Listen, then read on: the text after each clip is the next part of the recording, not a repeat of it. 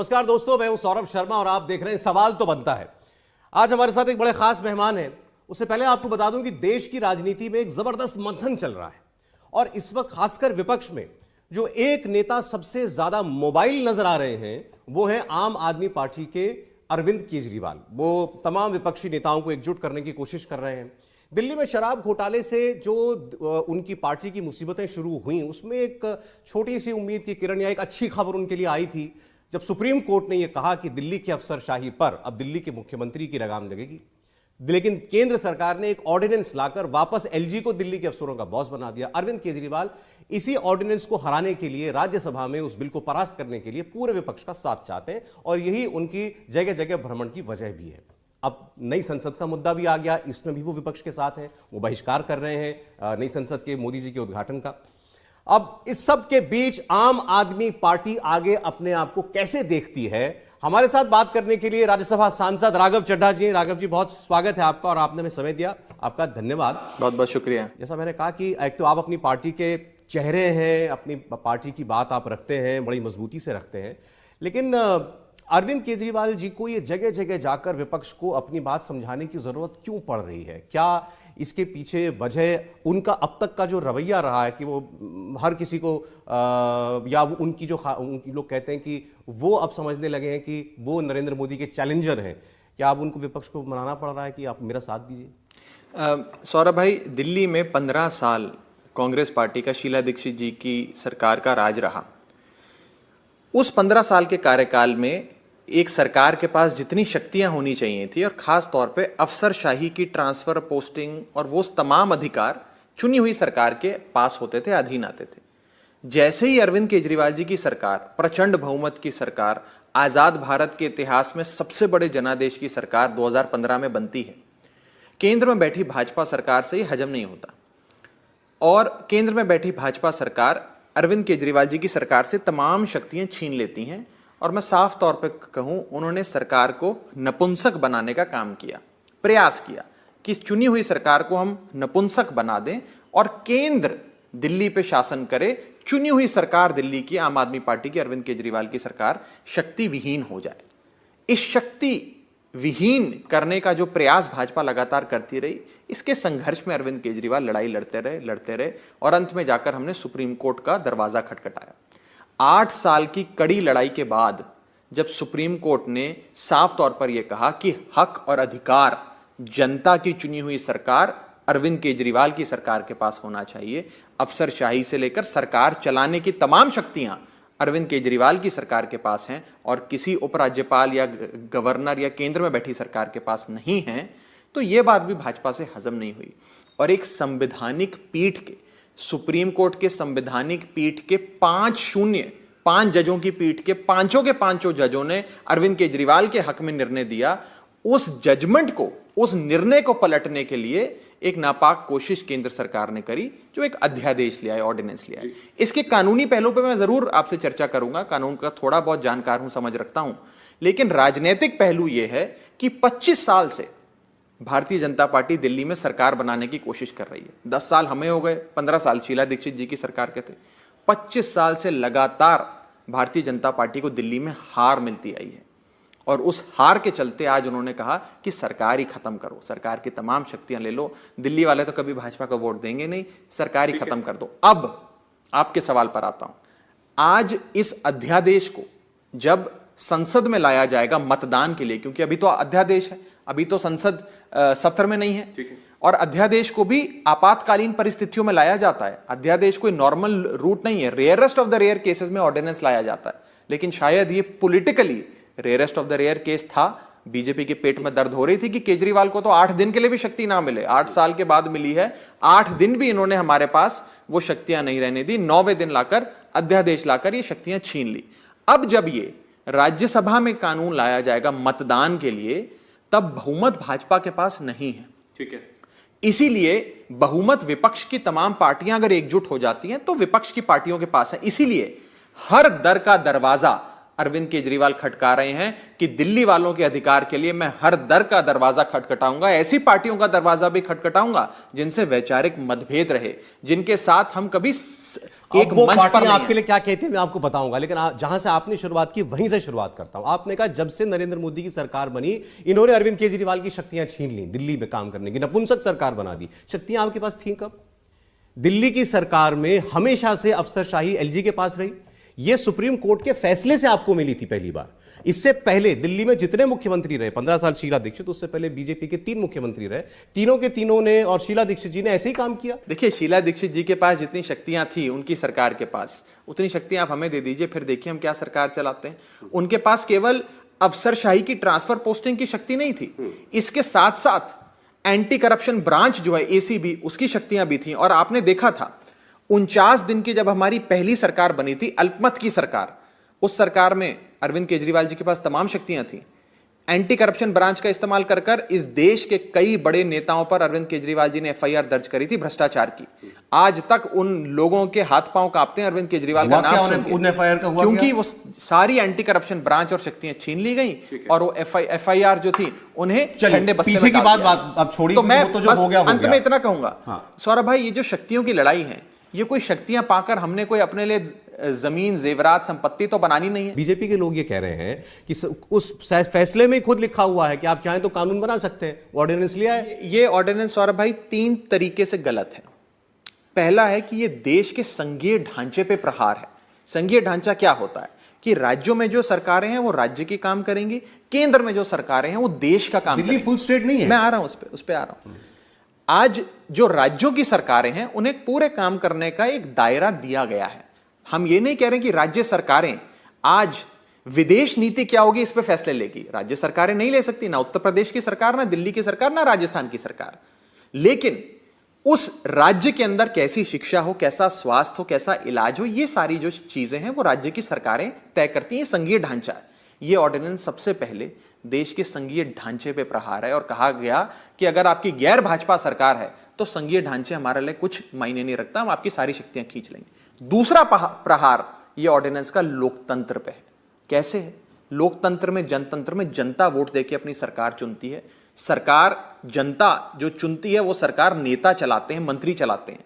अगर मंत्रियों से सारी शक्ति ले लोगे, यानी कि जनता के वोट से सारी शक्ति ले लोगे, तो फिर तो लोकतंत्र का कोई मतलब ही नहीं। तो दूसरा प्रहार ये देश के लोकतंत्र पे।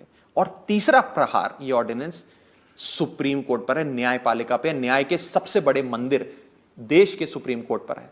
5-0 की फैसले के बाद, यूनैनिमस सुप्रीम कोर्ट के जजमेंट को 8 दिन में पलटकर आज मुझे लगता है ये पूरी लड़ाई केंद्र बनाम केजरीवाल या मोदी बनाम केजरीवाल नहीं, ये केंद्र बनाम सुप्रीम कोर्ट बन गई है। ये सुप्रीम कोर्ट आप केंद्र और सुप्रीम कोर्ट को क्यों आमने सामने खड़ा दिखाना चाहते हैं? क्या केंद्र के पास, मैं उसी पर आ रहा हूं बार बार, मैं उस बहस में, वो आपका पॉइंट है, आप रखिए कि भाई आपको क्या दिक्कत होती है जब आपके पास शक्तियां नहीं होती और सुप्रीम कोर्ट ने आपको शक्तियां दी, बात ठीक है।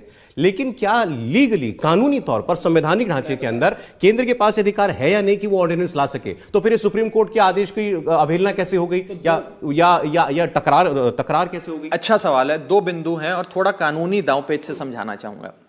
पहली चीज तो यह है कि आज कोई अध्यादेश लाकर, यानी कि ऑर्डिनेंस लाकर, या कोई कानून या बिल लाकर आप देश के संविधान को नहीं बदल सकते। 2 चीजें हैं इधर, एक है संविधान यानी कि कॉन्स्टिट्यूशन, और एक है बिल या अध्यादेश यानी कि लेजिस्लेशन। एक लेजिस्लेशन कॉन्स्टिट्यूशन को नहीं बदल सकता। संविधान को बदलना है तो कॉन्स्टिट्यूशनल अमेंडमेंट लानी पड़ेगी। इसमें कहां कॉन्स्टिट्यूशन? मैं आ रहा हूं, बिल्कुल मैं वही कह रहा हूं। इस लेजिस्लेशन या इस ऑर्डिनेंस के जरिए आज देश के संविधान को बदलने की कोशिश की जा रही है। कैसे करी जा रही है? संविधान का बेसिक स्ट्रक्चर यह कहता है कि चुनी हुई सरकार के पास सारी शक्तियां हैं। बेसिक स्ट्रक्चर ऑफ कॉन्स्टिट्यूशन को कोई नहीं बदल सकता।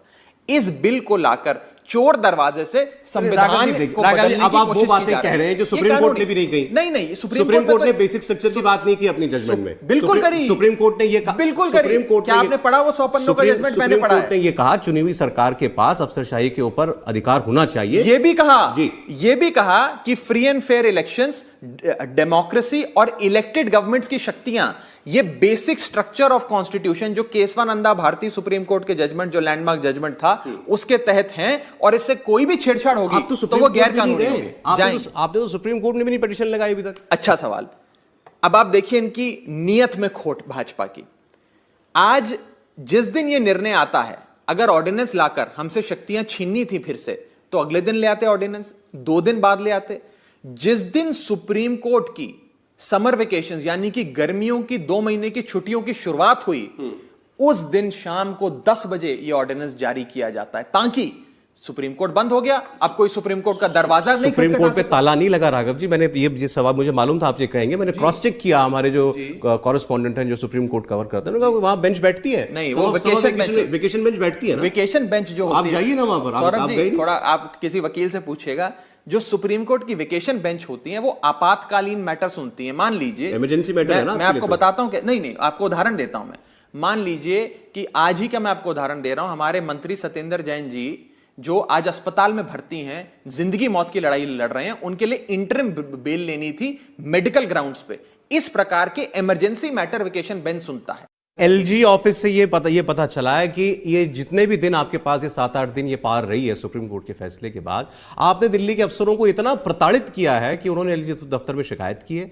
6-7 आईएएस अफसरों ने, एक आईपीएस अफसर ने शिकायत की है कि सौरभ भारद्वाज जी जो मंत्री बने हैं अब, अपने कमरे में बैठा के बंधक बनाया। उसमें एक महिला आईएएस अफसर भी हैं, उनको कोरे कागज पर दस्तखत करने के लिए कहा, रात में मीटिंग बुलाने के लिए कहा चीफ सेक्रेटरी को। ये सारे आरोप उसके अंदर लगाए गए। देखिए विजिलेंस जो जांच हो रही है दिल्ली सरकार के ऊपर, सारी विजिलेंस विभाग जिनके पास है, रात को उनका ताला खुलवाकर उनकी मौजूदगी के बगैर फोटोकॉपी कराई कागजों की। देखिए, उपराज्यपाल भारतीय जनता पार्टी के एक कार्यकर्ता के तौर पे, एक नेता के तौर पे काम कर रहे हैं, वो बीजेपी के एजेंट के तौर पे काम कर रहे हैं। और मैं बताना चाहता हूं, और ये उपराज्यपाल का जो ऑफिस है, जैसे एक कॉन्स्टिट्यूशनल दफ्तर कहा गया, एक संवैधानिक जगह है वो, उसका जितना दुरुपयोग दिल्ली में हुआ है वो शायद कहीं नहीं हुआ। और बीजेपी के लिए सौरभ भाई, दिल्ली एक गिनी पिग है, एक प्रयोगशाला है। ये उपराज्यपाल के माध्यम से हर प्रकार के गैर कानूनी काम पहले दिल्ली में प्रयोग में लाते हैं। जब दिल्ली में सफल हो जाता है, या दिल्ली में बहुत ज्यादा उसकी रेजिस्टेंस से बीजेपी डरती नहीं, घबराती नहीं है, तो उस प्रयोग को फिर ये देश में अन्य राज्यों में कोने कोने में ले जाते हैं। 3 सूत्रीय एजेंडा है। अगर गैर भाजपा सरकार राज्य में बन जाती है तो 3 सूत्रीय एजेंडे पे काम करते हैं। पहली बिंदु कि ईडी भेजकर, सीबीआई भेजकर जितने भी विधायक हैं उन्हें डराओ, विधायक खरीदो, सरकार गिराओ। दूसरा बिंदु है, अगर ईडी सीबीआई से बात नहीं बन रही है तो पैसा दो, जायदाद दो, विधायक खरीद लो और सरकार गिराओ। और जब ना ईडी से डरे विधायक, ना विधायक बिके, तो तीसरा है उपराज्यपाल या गवर्नर के माध्यम से सरकार को नपुंसक बना दो, सरकार का कामकाज ठप कर दो और चुनावों का इंतजार करो। जब 5 साल बाद चुनाव होंगे तो भाजपा की सरकार आएगी। ये 3 सूत्रीय एजेंडे पे बीजेपी काम करती है। हमारे राज्य में नहीं, मेरी बात छोड़ दीजिए दिल्ली की, तमिलनाडु के, तेलंगाना के, बंगाल के, उड़ीसा के आप हालात देख लीजिए। आज सारे देश में गवर्नर के माध्यम से आप लोकतंत्र खत्म करना चाहते हैं, संघीय ढांचे पे प्रहार करना चाहते हैं। ये आज से पहले इस देश में देखा नहीं गया। हाँ, एक बार देखा गया था, जब 77-75 के समय जब आपातकाल घोषित हुआ था, इंदिरा गांधी ने इमरजेंसी लगाई थी। आज वही दौर हम इस देश में देख रहे हैं। और एक चीज और, इंदिरा गांधी लाई थी मीसा कानून, MIS से, maintenance of internal security act, जिसका इस्तेमाल कर विपक्ष के नेताओं को जेल में डाला गया था। ये ले आई ईडी सीबीआई, जिसका इस्तेमाल कर ईडी सीबीआई पर भी मैं आता हूं, लेकिन मैं रिपीट नहीं करना चाहता अपने आप को कि ये कह के कि कांग्रेस भी ये कह रही है कि इन्हीं हालात में पहले भी सरकारों ने काम किया। मुझे याद आ रहा है शीला दीक्षित जी, स्वर्गीय शीला दीक्षित जी जीवित थी, उन्होंने भी ये कहा था, आपकी सरकार बन चुकी थी, उन्होंने भी ये कहा था कि भाई हमने भी काम किया है एलजी के साथ मिल करके, आप मेलजोल से काम करें। अब अरविंद केजरीवाल साहब विधानसभा में कहेंगे कौन है ये एलजी, कहां से आ गया एलजी, हमारे सर पे आगे बैठा दिया है, तो एलजी कोऑपरेट करेगा आपसे?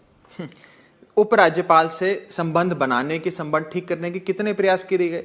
हम कोई उपराज्यपाल जो व्यक्ति विशेष है उनसे कोई दुश्मनी थोड़ी है हमारी, हम तो काम करने आए हैं, किसी से बदला लेने, दुश्मनी निकालने लगता तो ऐसे ही कि अब आपकी दुश्मनी वाले रिश्ते हैं। नहीं, देखिए आप खुद सोचिए, अगर आज आप एक सरकार को शक्ति विहीन कर देंगे, जनता तो सरकार से जवाबदेही तय करती है। अब आपको विपक्षी दलों का साथ चाहिए, जिसके लिए केजरीवाल जी आपने जैसा कहा हर दर का दरवाजा खटखटाएंगे, उन दलों से भी जिनसे आपके वैचारिक विरोध हैं। उसमें कांग्रेस पार्टी सबसे आगे है। कांग्रेस पार्टी में सारे नेता ये कह रहे हैं हम क्यों साथ दें अरविंद केजरीवाल का। आपने ये रेजोल्यूशन पास किया विधानसभा में कि स्वर्गीय राजीव गांधी जी से भारत रत्न वापस लो।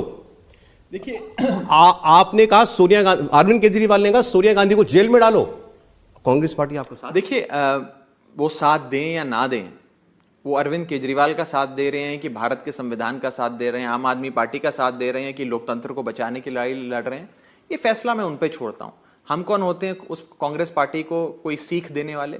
हम अपना कर्तव्य कर रहे हैं सौरभ जी, हर दर का दरवाजा खटखटा रहे हैं, और हर दर का दरवाजा खटखटा कर अपने जनता के हकों की लड़ाई लड़ना, अपने जनता के लिए के अधिकारों की लड़ाई लड़ने को मैं कोई छोटी चीज नहीं मांगता। कोई आदमी छोटा नहीं हो जाता अगर वो हर दर का दरवाजा खटखटाए। और मुझे फक्र है, गर्व है कि मेरे नेता अरविंद केजरीवाल जी चाहे 3 बार के मुख्यमंत्री हों, लेकिन एक एक दरवाजा खटखटाकर अपने दिल्ली वालों के लिए समर्थन मांगने में घबराते नहीं, डरते नहीं, शर्माते नहीं। इतना सिंपल नहीं है। जिस पार्टी को आपने करप्ट बताया, शीला दीक्षित के खिलाफ आपने जब अभियान चलाए करप्शन के, सोनिया गांधी के खिलाफ आपने करप्शन के अभियान चलाए, नहीं अब उस पार्टी का साथ आपको चाहिए तो अपनी पुरानी बातें याद करनी पड़ेगी ना। मैं कोई व्यक्ति विशेष पे कांग्रेस पार्टी टिप्पणी कर रहा हूं। हाँ, कांग्रेस पार्टी के भीतर भी जो जिन नेताओं का आपने नाम लिया, हो सकता है कुछ नेताओं के साथ हमारे वैचारिक मतभेद रहे हों, ऐसा भी हो सकता है कि बहुत सारे नेताओं के साथ हमारा इतना विरोध रहा हो कि हमने उनके खिलाफ प्रेस कॉन्फ्रेंसेस करी हो। मैं उससे बिल्कुल मना नहीं कर रहा हूं, मैं बस इतना कह रहा हूं कि यह फैसला कांग्रेस पार्टी को लेना है। अलका लांबा ये कह रही हैं, कांग्रेस परिवार, पूर्व कांग्रेस अध्यक्ष सोनिया गांधी, डॉक्टर मनमोहन सिंह, स्वर्गीय शीला दीक्षित, गांधी परिवार से आम आदमी पार्टी माफी मांगे, उसके बाद सोचेगा, पार्टी सोचेगी कि आपका साथ देना है कि नहीं देना है।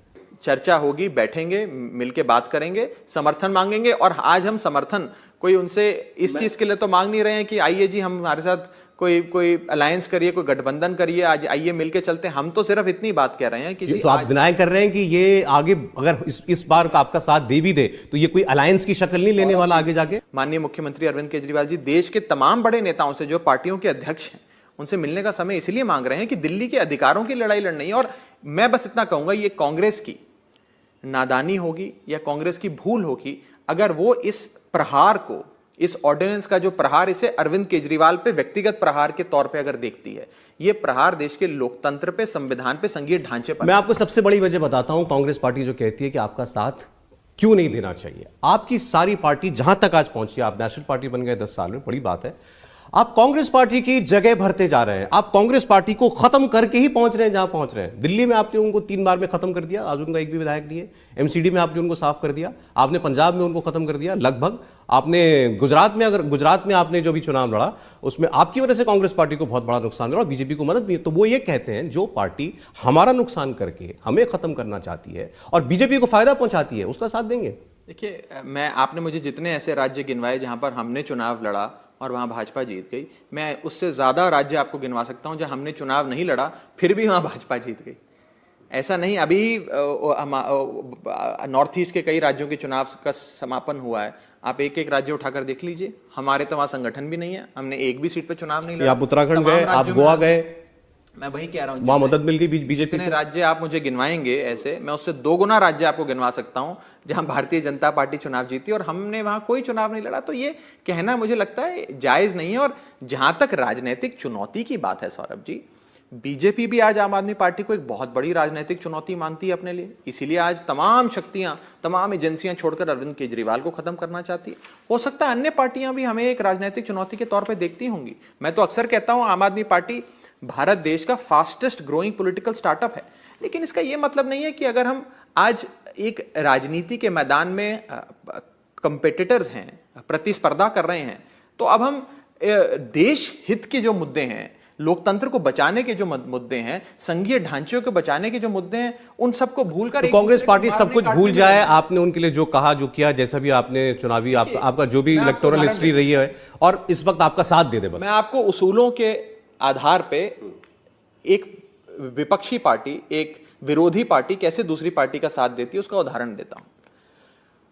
कांग्रेस पार्टी के बड़े नेता राहुल गांधी जी की सदस्यता रद्द हुई, उन्हें मानहानि के मुकदमे में 2 साल की कैद सुनाई गई और उनकी सदस्यता लोकसभा में रद्द कर दी गई। सबसे पहले नेता इस देश के जिन्होंने राहुल गांधी का समर्थन किया और कहा कि भारतीय जनता पार्टी ने राहुल गांधी की सदस्यता रद्द कर जो काम किया है वो गलत है, और हम राहुल गांधी के साथ खड़े हैं इस विषय पे, हम भारतीय जनता पार्टी के साथ नहीं खड़े। उस नेता का नाम है अरविंद केजरीवाल। उसूलों पे समर्थन दिया, उसूलों की बात करी, और आज लोकतंत्र को बचाने के लिए इस लड़ाई में उन्होंने नैतिकता के आधार पे, उसूलों के आधार पे ये बयान जारी किया।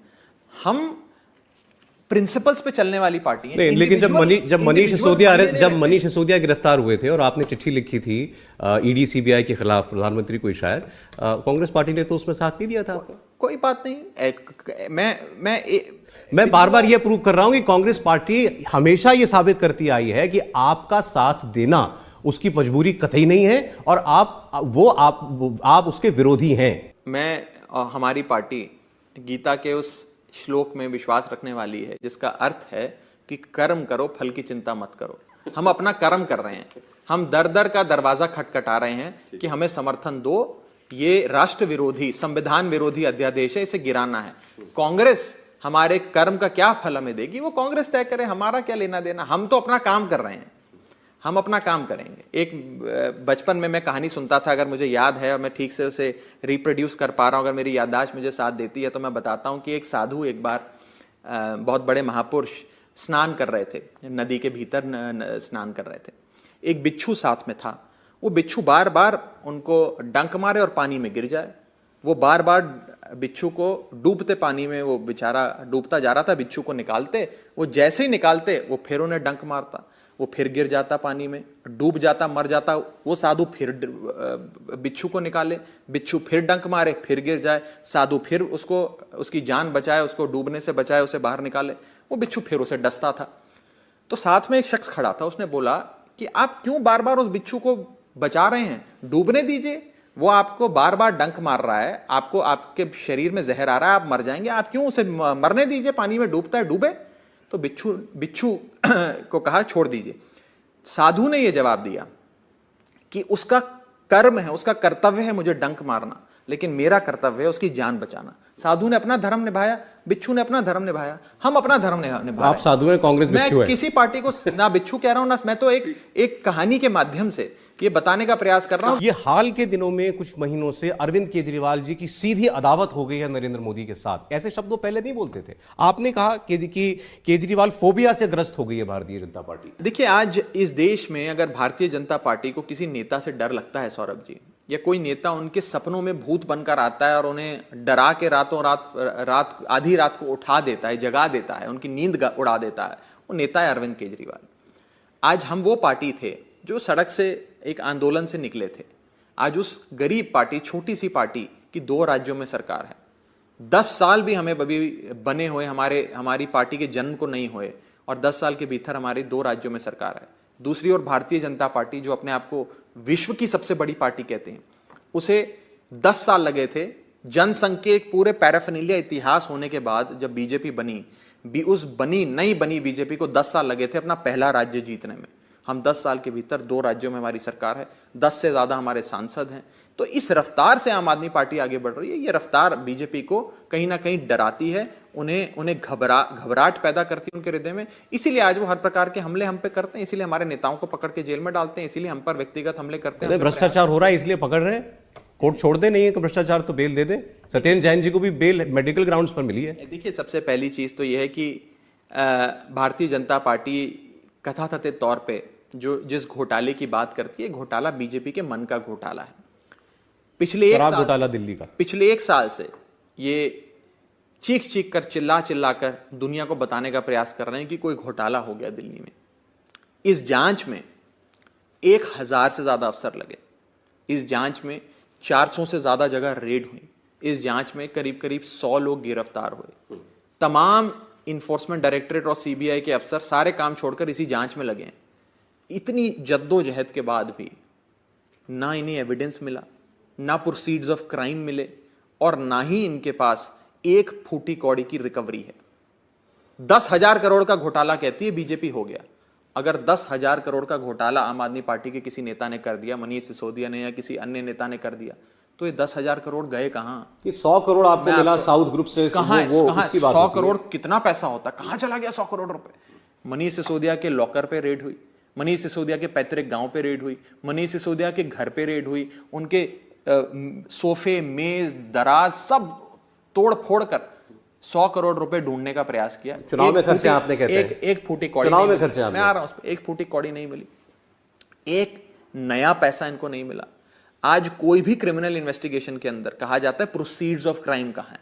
अगर कोई अपराध हुआ तो उस अपराध से निकला गया पैसा, या तो उस पैसे की रिकवरी होगी या पैसा कहां गया वो साबित होगा।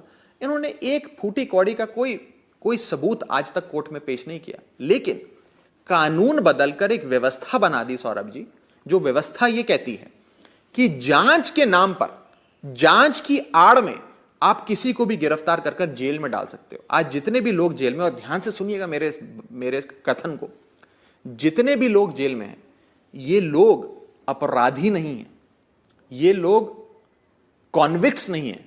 इन लोगों को कोर्ट ने दोषी नहीं करार है।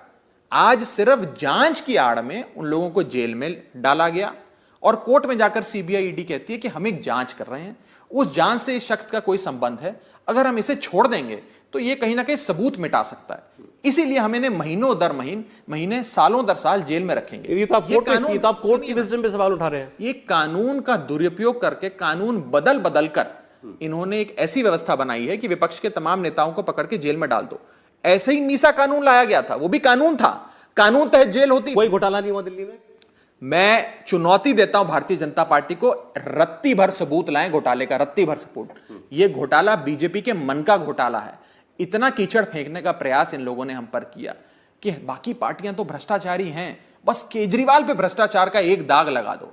एक दाग नहीं लग पाया। और मैं आपको, केजरीवाल जी से हुई ना पूछताछ, उनसे सीधे पूछताछ हुई, क्या हो गया उस पूछताछ में? पूछताछ तो किसी को बदनाम करने के लिए, उसे हैरेस करने के लिए। केजरीवाल जी किसी फाइल पे साइन क्यों नहीं करते? इसका जवाब दीजिए। ये मैं जब कंप्लीट करने दीजिए। अब आप ईडी सीबीआई के हालात देखिए और इस देश की इन्वेस्टिगेशन का, भाजपा की एजेंसियों के हालात देखिए। इस देश के कई बड़े नेता विपक्षी दल के नेता थे जिन पर बड़े बड़े भ्रष्टाचार के आरोप लगे। जिस समय उस नेता ने अपनी पार्टी छोड़कर बीजेपी ज्वाइन कर ली, उसके तमाम अपराध माफ हो गए, ईडी सीबीआई की जांचें रुक गई। असम के एक बहुत बड़े नेता हैं, जब वो कांग्रेस पार्टी में थे उन पर भ्रष्टाचार के आरोप लगे, उन्होंने कांग्रेस छोड़कर बीजेपी ज्वाइन कर ली, ईडी सीबीआई के तमाम मुकदमे बंद हो गए। वेस्ट बंगाल के नेता मुकुल रॉय, भ्रष्टाचार के बहुत आरोप लगे, इंडिया टीवी ने भी बड़े शोज पे दिखाए, इन्वेस्टिगेशन हुई, जांच हुई, उन्होंने ममता बनर्जी की पार्टी छोड़कर बीजेपी ज्वाइन कर ली, सारे आरोप माफ हो गए, ईडी सीबीआई ने केसेस ठंडे बस्ते में डाल दिए। शुवेंदु अधिकारी जो लीडर ऑफ ऑपोजिशन है आज बंगाल में, ममता बनर्जी के बड़े करीबी नेता थे, उन पर भ्रष्टाचार के आरोप लगे। बीजेपी ने कई चुनाव बंगाल में चिट फंड घोटाले में शुवेंदु अधिकारी को बदनाम करने के नाम पर चुनाव लड़े, उनको उसका मास्टरमाइंड कहा।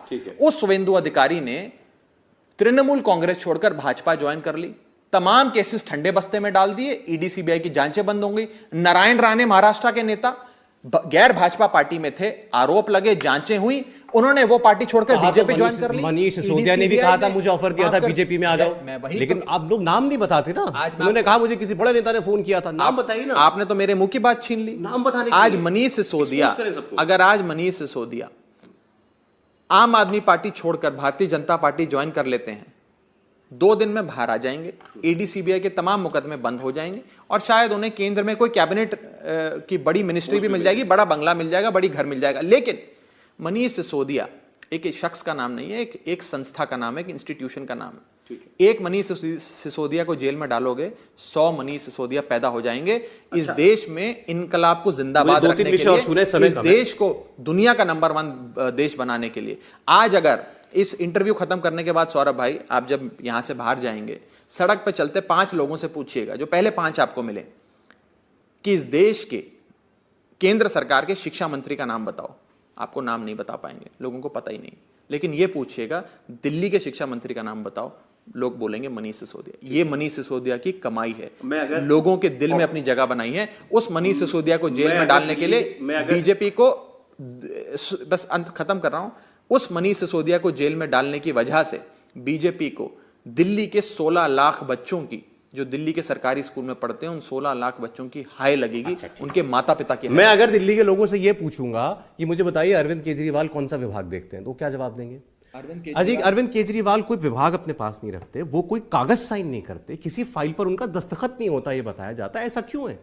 अरविंद केजरीवाल मुख्यमंत्री हैं अरविंद केजरीवाल पूरी सरकार चलाते हैं। जो कैप्टन ऑफ द शिप होता है वो पूरी शिप को संचालित करता है, पूरी सरकार चलाता है। आज दिल्ली की जनता को फ्री बिजली मिल रही है, मुफ्त पानी मिल रहा है, वर्ल्ड क्लास एजुकेशन मिल रही है, बढ़िया मोहल्ला क्लिनिक मिल रहे हैं, दवा इलाज मिल रहा है, महिलाओं को मुफ्त बस की यात्रा मिल रही है, बुजुर्गों को तीर्थ यात्रा मिल रही है। आज ईवी पॉलिसी दिल्ली के अंदर आ गई है, बड़ी बड़ी सड़कें, फ्लाईओवर बन रहे हैं, सिग्नेचर ब्रिज से लेकर बड़े बड़े इंफ्रास्ट्रक्चर प्रोजेक्ट्स चल रहे हैं। ये सारा अरविंद केजरीवाल जी की सरकार कर रही है। ठीक है, अच्छा ठीक। अब इस वक्त जो मुद्दा सबसे ज्यादा गर्म है वो ये है कि नई संसद का उद्घाटन प्रधानमंत्री करेंगे, आपकी पार्टी भी उसका बॉयकॉट कर रही है विपक्ष की 20-21 पार्टियों के साथ। बीजेपी कह रही है ये नरेंद्र मोदी से नफरत का सबसे बड़ा सबूत है।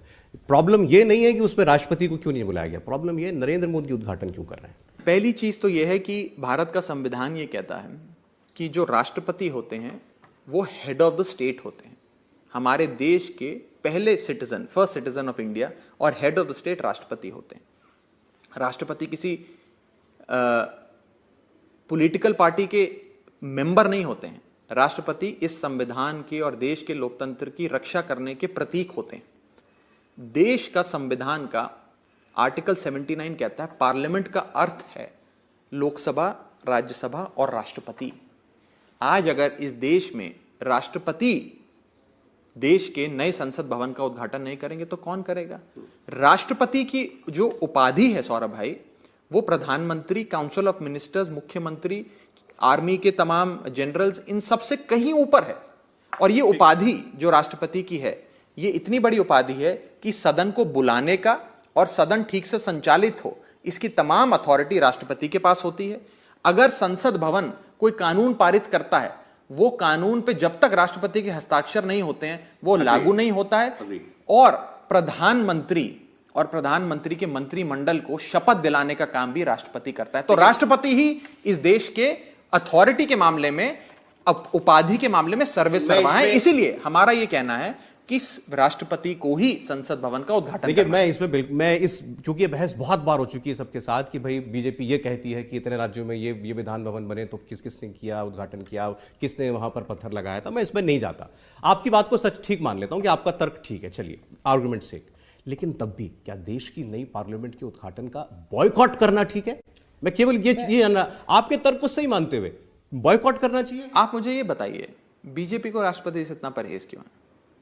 मैं तो मैं पूछना चाहता हूं, आपके माध्यम से बीजेपी से पूछना चाहता हूं, अगर बीजेपी के नेता ये कार्यक्रम देख रहे होंगे, मैं उनसे पूछना चाहता हूं। उन्होंने अपने विवेक से फैसला किया, वो कह रहे हैं ये स्पीकर का फैसला है। उन्होंने कहा ये स्पीकर का प्रेरोगेटिव है, स्पीकर ने तय किया है। मैं उनके विवेक के कई और उदाहरण आपको और देना चाहता हूं। इस देश के नए संसद भवन की जब नींव रखी गई, जब उसका शिलान्यास हुआ, तब इस देश के एक दलित राष्ट्रपति थे रामनाथ कोविंद जी, उनको नहीं बुलाया गया उस सम्मेलन में। उद्घाटन तो छोड़िए, उनको बुलाया तक नहीं गया, न्योता नहीं दिया गया। जब वॉर मेमोरियल इंडिया गेट के भीतर एक बहुत बड़ा वॉर मेमोरियल बना, उसके उद्घाटन की बात हुई, एक दलित राष्ट्रपति थे रामनाथ कोविंद जी, उनको नहीं बुलाया गया। राम मंदिर की, अयोध्या में राम मंदिर की नींव रखने की शिलान्यास की बात आई, वहां पर इस देश के दलित राष्ट्रपति रामनाथ कोविंद साहब को नहीं बुलाया गया। आज जब नए संसद भवन की उद्घाटन की बात होती है तो यह पता लगता है कि इस देश की पहली महिला, अनुसूचित जाति, आदिवासी वर्ग से आने वाली, एक एसटी समाज से आने वाली एक महिला जो देश की राष्ट्रपति है, उनको निमंत्रण तक नहीं दिया जाता। मेरा बीजेपी से सवाल है, क्या उन्हें एससी एसटी समाज से कोई परहेज है? क्या वो एक दलित राष्ट्रपति या एक आदिवासी राष्ट्रपति को ना शिलान्यास में, ना ही उन्हें इस नए संसद भवन के उद्घाटन में बुलाना चाहती? क्या उन्हें परहेज है? क्या उन्हें यह लगता है कि अगर दलित समाज का शख्स या आदिवासी समाज का शख्स आकर उद्घाटन करेगा तो यह अशुभ माना जाएगा? ये सवाल मैं बीजेपी से बीजेपी आपसे पूछ रही है कि ये प्रेम आज क्यों जाग रहा है आपका? आदिवासी समाज की पहली राष्ट्रपति का अभिभाषण होना था बजट सत्र में, आपने बॉयकॉट किया था, आपकी पार्टी ने। आम आदमी पार्टी ने वो बॉयकॉट राष्ट्रपति का नहीं किया था, वो बॉयकॉट भारतीय जनता पार्टी के कुकर्मों की वजह से किया था, जो वो अत्याचार तमाम विपक्ष पे कर रहे थे। आज नए संसद भवन की, आम आदमी पार्टी को छोड़ दीजिए ना, आम आदमी पार्टी जाती है कि नहीं जाती तो छोटी सी बात है। हम तो ये कह रहे हैं कि क्या राष्ट्रपति को इस इतने बड़े कार्यक्रम का न्योता नहीं देना चाहिए? अच्छा, एक मैं आपको बेसिक सवाल पे आता हूं, तर्क देता हूं, एक बस आधा मिनट लगेगा। झारखंड विधानसभा के भीतर एक छोटी सी नई बिल्डिंग का उद्घाटन होना था, आज से 2 हफ्ते पहले की बात है शायद, अगर मेरी याददाश्त मेरा साथ दे रही है तो। उस 2 छोटी सी बिल्डिंग के उद्घाटन के लिए राष्ट्रपति जी को भेजा गया, राष्ट्रपति जी गए, राष्ट्रपति जी को भेजा गया, राष्ट्रपति जी गए। अब राष्ट्रपति जी राजभवन से अपने घर से निकलकर 1 किलोमीटर दूर नए संसद भवन का इनॉग्रेशन करने नहीं आ सकते। ऐसे तो तमाम उदाहरण वो गिना रहे ना। अमित शाह जी ने छत्तीसगढ़ विधानसभा का बता दिया, झारखंड विधानसभा का बता दिया, असम में बता दिया, जब विधान भवन बन रहा था तब किसने किया था, मुख्यमंत्री कर रहे थे, या सोनिया गांधी को बुलाया गया था, कहीं राहुल गांधी चले गए थे, कहीं मनमोहन सिंह चले गए थे। बीजेपी तो ये कहती है ना हम तो कांग्रेस से बेहतर हैं, इसीलिए तो वो सरकार में आए। बीजेपी कम से कम राष्ट्रपति को तो बुलाए। आपने भी हमेशा हाई मॉरल ग्राउंड की बात की है ना, तो मैं इसलिए पूछ रहा हूं बार बार, दुनिया में ये संदेश देना कि आप बॉयकॉट कर रहे हैं देश की पार्लियामेंट का। आज मैं कोई फॉरेन अखबार की हेडलाइन पढ़ रहा था, उसमें लिखा था Modi to inaugurate India's new controversial new parliament. So controversial, अभी से उसको कंट्रोवर्शियल बताने लगी विदेश मीडिया। कंट्रोवर्शियल बनाया किसने? आप राष्ट्रपति को बुलाइए ना, क्यों नहीं बुलाते राष्ट्रपति? आप बॉयकॉट करेंगे, इतना क्यों परहेज? आप बॉयकॉट ही करेंगे। आप राष्ट्रपति को बुलाइए, हम सब आएंगे, तमाम विपक्षी दल आएंगे, हम सारे विपक्षी दलों को अनुरोध करेंगे आने के लिए। मैं बस एक सवाल जरूर पूछिएगा, आप तो शाम की बहस भी अपने चैनल पे करते हैं बीजेपी से, कि क्यों एक दलित राष्ट्रपति रामनाथ कोविंद को शिलान्यास में नहीं बुलाया गया, और क्यों एक आदिवासी राष्ट्रपति मुर्मू जी को आज इतने बड़े उद्घाटन में, इतने बड़े समारोह में, न्यू पार्लियामेंट के इनॉग्रेशन में नहीं बुलाया गया? क्या आदिवासी समाज और दलित समाज के आने वाले लोगों को लेकर बीजेपी के मन में कोई परहेज है? क्या उन्हें अशुभ मानती है? ये सवाल मैं बीजेपी से पूछना चाहता हूं। मैं आपसे एक ऐसे विषय पर बात कर रहा हूं जो आपकी पर्सनल लाइफ से थोड़ा जुड़ा हुआ है, लेकिन आप पब्लिक लाइफ में हैं, आपकी भी सगाई हुई, आपको बहुत शुभकामनाएं। परिणीति जी के साथ, अब वो भी पब्लिक फिगर ही है किस्म से। अब अगर वो फिल्म स्टार हैं तो लोगों की दिलचस्पी है कुछ विषयों को लेकर के, अगर आप इजाज़त दें तो। लोग सबसे पहले तो ये जानना चाहते हैं, जैसे अभी आप मैं पढ़ रहा था, आपने जो ट्वीट्स वगैरह किए, उन्होंने भी कुछ ट्वीट्स किए, तो उसमें लिखा था कि राघव जी का सफ़र राजनीति से परिणीति तक। तो आपकी लाइफ में पहले कौन आया, राजनीति या परिणीति? मैं तो इतना ही कहूँगा कि इस इंटरव्यू का जो क्षेत्र है, जो ज्यूरिसडिक्शन है, उसे हम राजनीति तक सीमित रखें, परिणीति तक ना ले जाएं। लेकिन इतना ज़रूर है कि हमारी सगाई हुई और बहुत सारे लोगों की दुआएं, उनकी विशेज़, उनकी बधाई के मैसेजेस हम दोनों को मिले, और हम दोनों बहुत खुश हैं कि इतने सारे लोगों ने इतना प्यार, इतना आशीर्वाद हमें दिया, और परमात्मा ऐसा ही आशीर्वाद और अपना मेहर वाला हाथ हम सब पे बनाए रखे। वेंकैया जी के साथ आपका एक वीडियो बड़ा वायरल हो रहा है, आपको पता है? उनकी फेयरवेल स्पीच में आपने, जब आप कह रहे थे कि आपने बड़ा सीखा, उन्होंने मुझे ज्ञान दिया था। आपने कहा पहला प्यार, पहला क्लास कोई नहीं भूलता, तो उन्होंने कहा पहला प्यार ही आखिरी प्यार होना चाहिए। हाँ, मैंने इस संदर्भ में उन्हें कहा था क्योंकि वो मेरे पहले उपराष्ट्रपति या राज्यसभा के सभापति थे जब मैं सबसे युवा सदस्य राज्यसभा का बना था, और उनके फेयरवेल भाषण में मैंने ये बात रखी थी, फेयरवेल एड्रेस में, कि आप मेरे पहले चेयरमैन के तौर पे मुझे हमेशा याद मैं रखूँगा, जैसे इंसान अपने पहले स्कूल प्रिंसिपल को या पहले प्यार को याद रखता है। तो उस विषय पे उन्होंने थोड़ी सी चर्चा मेरे से करी और मेरी टांग खींची। उनका भी फ़ोन मुझे आया बधाई देने के लिए, मेरा बड़ा उनसे प्यारा और गहरा रिश्ता है। यही मैं कहना चाहता हूँ कि इतने बड़े बड़े लोगों ने और देश के कई हज़ारों करोड़ों लोगों ने इतनी दुआएं, इतना प्यार, इतना आशीर्वाद हमें दिया है। बस ऐसे ही उनका प्यार आशीर्वाद हम पे बना रहे, और हम दोनों खुश हैं कि हमारी सगाई हुई और लोगों का इतना प्यार। बहुत बधाई आपको। इस चर्चा फिर किसी और दिन। बहुत शुक्रिया। सवाल तो बनता है, आपका समय देने के लिए राघव जी, बहुत धन्यवाद। Thank you.